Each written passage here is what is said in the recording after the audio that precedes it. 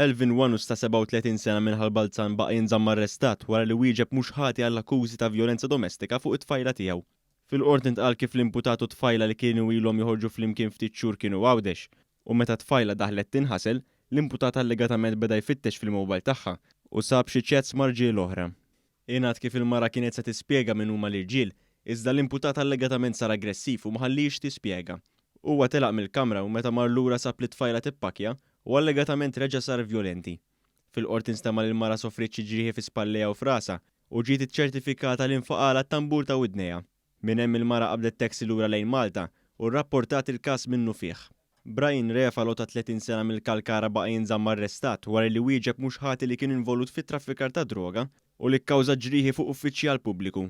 Fil-qort instama kif l-iskwadra ta' kontra droga tal-Pulizija ċevit informazzjoni li kien se jkun hemm xi attività ta' traffikar fil-Marsa u għamlet l-osservazzjonijiet fiż-żona indikata. Hawnhekk intlemaħ van niswed allegatament misjuq mill-imputat u meta l-Pulizija ppruvaw iwaqfuh, allegatament ipprova jaħrab bil-van u laqad diversi karozzi tal-Pulizija. Il-Pulizija saqu wara l-imputat li allegatament kompla jaħbad f'diversi karozzi pparkjati sakemm daħal fi triq, saq fuq bankina u ħarab minn fuq il-post bil-ġiri. Kien hawn li allegatament darab uffiċjal tal-Pulizija. Fil-qort intqal kif l-imputat ġie arrestat meta mar jiffirma fassa bħala kundizzjoni li għandu ta' sentenza oħra li waslet fi stadju ta' appell.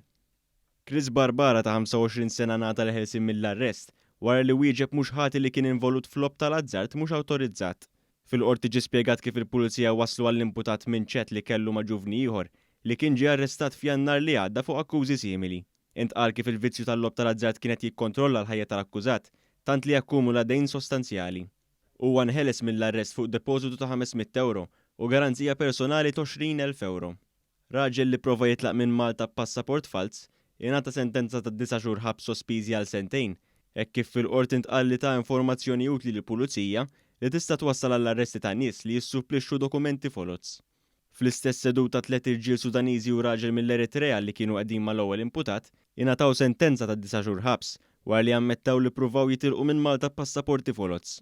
Fil-qort instama kif l-irġiel li kollha kienu applikaw għall-ażil ippruvaw jaqbdu ajruplan għal Bologna u magħhom kien hemm raġel ieħor li ma attendix il-qorti għax ħassu ħażin.